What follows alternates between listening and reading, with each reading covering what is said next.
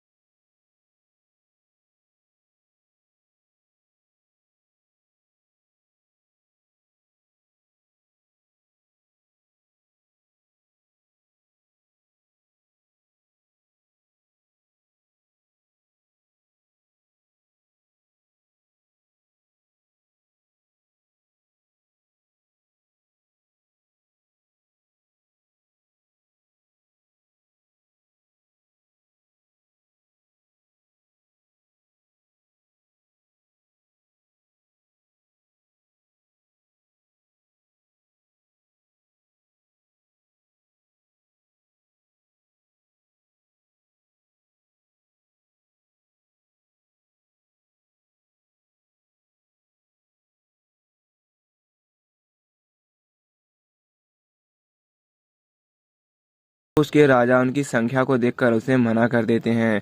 वहीं दूसरे सिपाही को दिखाया जाता है जो दूसरे राज्य में पहुंच चुका है, जहां के राजा भी उसे मदद करने के लिए मना कर देते हैं।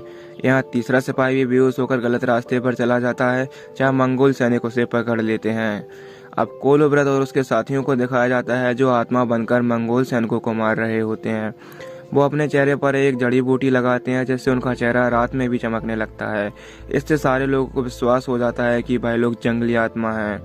अब कोलोब्रत और उसके साथी तोपों के पास जाकर मंगोल सेना पर हमला कर देते हैं, जिनसे उन्हें लगता है कि आत्माओं ने उन पर हमला कर दिया है। हमले के बाद सारे लोग बहुत डर जाते हैं और उन लोगों के बीच जंगली आत्माओं का अंधविश्वास फैल जाता है। अब रात होती है। यहाँ सारे लोग अपनी जीत को सेलिब्रेट करते हैं और सुबह तक कोई मदद मिलने का इंतजार करते हैं। आज सुबह होती है तो कोलोब्रत के पास एक सिपाही आकर कहता है कि उसने कुछ दूर घोड़ों के पैरों की आवाज सुनी है और उसे लगता है कि किसी ने उनकी मदद करने के लिए सेना भेजी है। तो कोलोब्रत सेना को देखने के लिए जाने लगता है और लाड़ा भी उसके पीछे पीछे उसके साथ चलने लगती है। कुछ दूर जाने पर कोलोब्रत अपने तीसरे दूत को देखता है जो कि बेहोश होकर दूसरे रास्ते चला गया होता है। उसे मंगोल्स ने मारकर बांध दिया था। कोलोब्रत उसके पास आता है, तभी मंगोल सैनिक चारों तरफ से उसे घेर लेते हैं। अब कोलोब्रत को मुसीबत में देख लाड़ा मदद मांगने के लिए भागती है। अब कोलोब्रत अकेला ही लड़ रहा होता है, तभी कमांडर उस पर उसी तरह से हमला करता है जिस तरह से उसने 13 साल पहले किया था, लेकिन इस बार कोलोब्रत हमले को रोक लेता है। तभी एक तूफान आता है जिसके साथ नेस्टर अपने भालू को लेकर आ जाता है और इसके साथ साथ कोलोब्रत के साथी भी वहां आ जाते हैं, जिससे वो मंगोल सिपाहियों को मारकर भगा देते हैं और इससे कोलो व्रत की जान बच जाती है। अब बाटू खान और कमांडर को दिखाया जाता है, जहां कमांडर बाटू खान से कह रहा होता है कि हम आत्माओं से नहीं लड़ सकते हैं। तो बाटू खान कहता है कि यह सब अंधविश्वास है और हमें रूसी लोग नहीं हरा सकते, लेकिन हमें यह डर हरा सकता है। इसलिए वो अपनी सेना को वापस भेजने के लिए कहता है। अब कुछ फास के लोग भी कोलो व्रत का साथ देने के लिए तैयार हो जाते हैं और नेस्टर अपने भालू को वापस भेज देता है, क्योंकि ये लड़ाई उन लोगों की है और वो नहीं चाहता है कि भालू उसमें अपनी जान दे। अब कोलो व्रत लाड़ा और वसीम को अनाथ बच्चों की जिम्मेदारी देता है और नदी से दूसरे शहर ले जाने के लिए कहता है। तो लाड़ा और वसीम बच्चों को लेकर नदी की तरफ निकल जाते हैं। अब कोलो व्रत और उसके साथी युद्ध की तैयारी करते हैं और तैयारी समाप्त होने के बाद वो सभी लोग टीले पर बैठकर मंगोलियों का इंतजार कर रहे होते हैं। अब मंगोलियों की सेना आ चुकी है, जिनकी संख्या रूसियों से बहुत ज्यादा होती है। अब युद्ध प्रारंभ होता है, जहां कोलो व्रत और उनके साथी बड़ी बहादुरी से लड़ते हुए उन्हें रोके हुए थे और अनाथ बच्चों को नदी तक पहुंचने का इंतजार कर रहे होते हैं। तभी लाड़ा और वासीम को दिखाया जाता है, जिनके रास्ते में कुछ पेड़ गिरे हुए हैं, जिनकी वजह से अब उन्हें यहाँ से खुद गाड़ी को धक्का मारते हुए जाना है। अब मंगोली सैनिक उन पर तीरों से हमला करते हैं, जिससे कोलो व्रत के काफी साथी मारे जाते हैं, जिसे देखकर सभी लोग अपने परिवार को याद करने लगते हैं, क्योंकि उन्हें अब पता चल गया था कि यह उनका अंतिम समय है और वह अब नहीं बच पाएंगे। अब कमांडर अपनी सेना लेकर ऊपर हमला करने के लिए आता है, तो हमले में नेस्टर और दूसरे सिपाही मारे जाते हैं और कमांडर और कोलो व्रत की लड़ाई होती है, जिसमें कोलो व्रत कमांडर का सिर काटकर उसे मार देता है। अब हमें लाड़ा और वसीम को दिखाया जाता है, जो अनाथ बच्चों को लेकर नदी पर पहुंच जाते हैं। नदी पर पहुंचकर वह नाव की गांठ खोलते हैं, लेकिन बर्फ जमने की वजह से गांठ जम जाती है और वसीम उसे खोल नहीं पा रहा था। तभी लाड़ा सभी बच्चों को गांठ के पास सांस लेने के लिए कहती है, तो सारे बच्चे गांठ के पास सांस लेने लगते हैं, जिससे गांठ की बर्फ पिघल जाती है और वह गांठ खुल जाती है। अब वो लोग नाव को तैयार कर लेते हैं। अब यहाँ कोलो व्रत और उनके बचे हुए साथी कमांडर की सेना को मारकर अपना झंडा फहराते हुए बाटू खान को जलील करते हैं। तो बाटू खान उनसे पूछता है कि आप सभी लोग बहादुर योद्धा है और आप लोगों को क्या चाहिए। तो कोलो व्रत कहता है कि हमें कुछ नहीं चाहिए, ये हमला आप लोगों ने किया था और हम आखिरी सांस तक लड़ेंगे। इस बात पर गुस्सा होकर बाटू खान अपनी तोपों से उन पर हमला करवा देता है। वे 2 से 3 लोग ही बचे हुए थे और अपने आखिरी समय पर मुस्कुरा रहे होते हैं। तभी कोलो व्रत को नदी में नाव दिख जाती है, जिनसे उन लोगों का कार्य पूरा हो जाता है। अब तोप के गोले आते हैं, जिनसे सारे लोग मारे जाते हैं और कोलो व्रत घायल होकर बेहोश हो जाता है।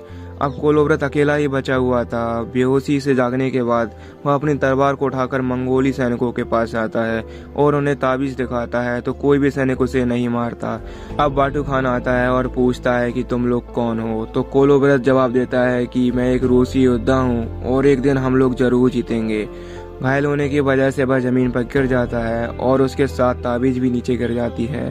तो बाटू खान ताबीज को उठाने के लिए नीचे झुकता है, जिससे कोलो व्रत कहता है कि आखिरकार तुमने मेरे सामने घुटने टेक ही दिए हैं, और यह कहकर वह अंतिम सांस लेता है। बाटू खान कोलो व्रत की वीरता से बहुत प्रभावित होता है और उसके सम्मान में एक बड़ा ऊंचा सा टीला बनवाता है। अब हम 5 साल बाद का सीन देखते हैं, जहाँ रूसी कमांडर अपनी सेना को कोलो व्रत की कहानी सुनाकर उसे जोश दिला रहा होता है और ऐसे करके कहानी खत्म हो जाती है।